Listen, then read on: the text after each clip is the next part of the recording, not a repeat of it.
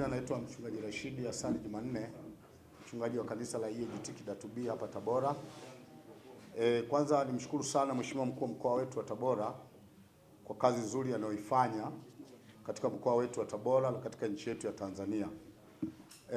Waheshimiwa waandishi wa habari, ilikuwa tarehe 22 ya mwezi wa 4 nilipokea message kwa njia ya WhatsApp akijitambulisha kwamba ananiambia, habari ndugu mchungaji, habari za huko Kidatu, ninataka tuongee na wewe kwani tulipokea barua kutoka kwa ofisi ya Mheshimiwa Rais ili tuwasaidie. Nilivyoona kwa WhatsApp nikampigia, akajitambulisha anaitwa Mr. Mtema, yuko Nairobi na alipewa jukumu yeye kwenye shirika ambalo Mheshimiwa mkuu wa mkoa kalitaja kwamba ameelekezwa atusaidie msaada kwa ajili ya ununuzi wa gari na mahitaji mbalimbali ambayo aliandika pia kwenye barua yake. Nilipopokea huo ujumbe ikabidi nishirikishe kanisa kwa sababu mimi si peke yangu natoa maamuzi.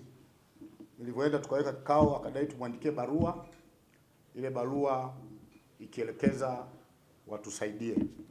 Na tarehe 25 tukaandika ile barua.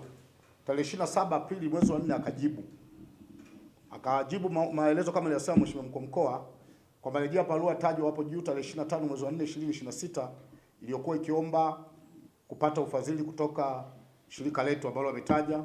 Kwa ofisi yetu imepata kibali kutoka kwa Bwana wetu Yesu Kristo kupitia barua tuliyopokea kutoka ofisi ya Rais wa Jamhuri ya Muungano wa Tanzania Daktari Samia Suluhu Hassan, kitengo cha kushughulikia barua za ufadhili na udhamini ofisi ya Rais, ya kwamba maelekezo ni kwamba ofisi ya Rais kitengo cha maombi ya ufadhili na udhamini kimepokea barua kutoka ofisi ya kanisa The Evangelistic Assemblies of God Tanzania tarehe 30 mwezi wa 2 2024. Kwa barua hiyo iliyoandikwa tarehe 29 mwezi wa 1 2024 kutoka ofisi yenu. Wakazungumza hapo.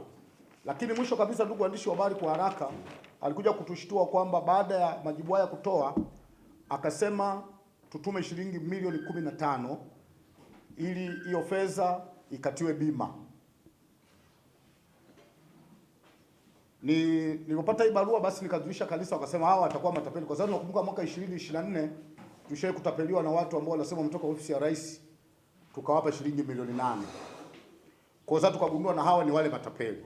Nikamwona Mheshimiwa mkuu wa mkoa alinipa ushirikiano mpaka usiku tukishughulikia hili jambo, na pamoja na kamanda wetu wa polisi wa mkoa wa Tabora, na tukapanga mpango wa kwenda sasa kumchukua. Wakati tunaendelea huo mpango, akawa kalitumia cheki ya shilingi $768 dola.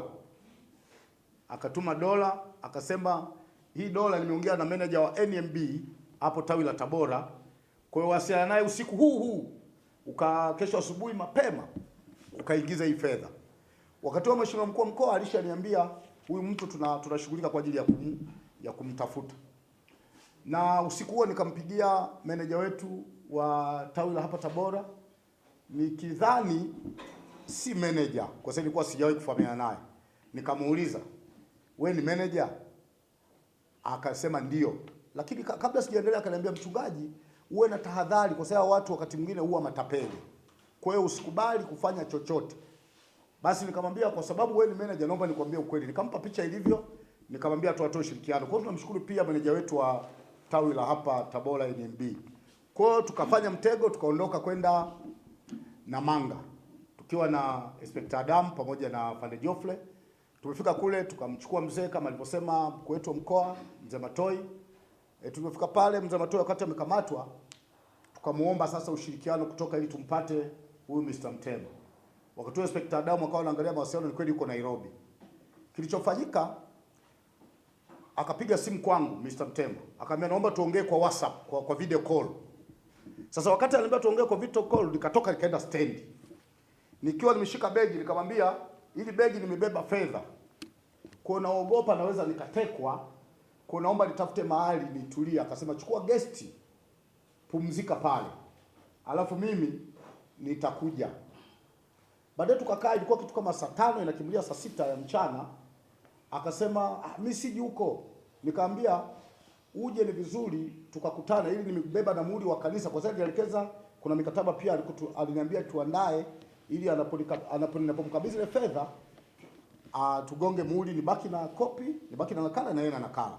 Alafu fedha wataniingizia kwenye akaunti ya kanisa Jumatano ya leo. Kwa hiyo baada ya kumbembeleza sana, ikabidi kwenye saa 10 hivi na moja na kibasa 12, kwanza mkuu wa mkoa akanipigia akasema huyo mtu atakuja usiku. Kwa hiyo muwe makini sana isije wakavunja wakakufanyia lolote. Kwa saa 12 na kidogo kwa sababu nilipokuwa guest akapiga akaangalia, nikamwonyesha na begi la hela nimeweka pale kitandani guest. Nikasema ile begi limejaa hela. Ili ndugu waandishi wa habari, palikuwa hamna hata shilingi 100. Palikuwa hamna hata 10 mbovu. Lakini ilikuwa tu begi kwa namna tukamate wahalifu kama hao. Kwa hiyo tukabahati nzuri nienda na maskari makini sana. Wakati mimi niko guest, Inspector Adamu alikuwa nje na Fande Jofu alikuwa stand. Maana picha tulikuwa tumeweza sambaza kwa wote, na baada ya kunipigia video call nikadhibitisha ni yeye, kwa sababu nilikuwa sijawahi kumuona. Sasa nikaangalia zile za video ambazo alikuwa anapiga kwenye magari, ananiambia atakupa gari mpya, huwa anatembelea gari la kifahari. Nikasema basi jambo zuri. Baada ya muda akawa kaingia. Alipoingia simu akawa kanipigia Inspector Adamu, sikuweza kupokea. Lakini nikaipokea nikaiacha, nyeto akawa anasikiza maongezi. Akaingia akamkamata. Alipomkamata akakiri. Akasema nimekosea kama alivyosema alipokiri hapa mbele ya Mheshimiwa Mkuu wa Mkoa na mbele ya kamati ya ulinzi na usalama na kwenu waandishi wa habari. Akasema ni kweli nimefanya haya, nimemkosea sana Mheshimiwa Rais, nimemkosea sana Mheshimiwa Mkuu wa Mkoa, nimekukosea wewe baba mchungaji pamoja na kanisa. Kwa hiyo huyu ni tapeli. Ni tapeli ambaye japo sio yeye, lakini mwaka 24 nitapeliwa na watu wa aina hii. Kwa hiyo ndugu waandishi wa habari, mimi nimpongeze sana Mheshimiwa Mkuu wa Mkoa pamoja na kamanda wetu wa polisi wa mkoa na kamati ya ulinzi na usalama kwa kazi nzuri tunaoifanya. Na kama tunavyoona hajatapeli hapa, ametapeli makanisa mbalimbali. Nilijaribu kuongea naye kirafiki, nikamwambia kwa nini unatapeli makanisa? Akasema ndiko unapata hela nyingi, ukipiga mmoja unapata milioni 8, 10, ndiko kuna hela ambazo za haraka. Kwa ndugu waandishi wa habari, kwa ufupi liko hivyo. Asante.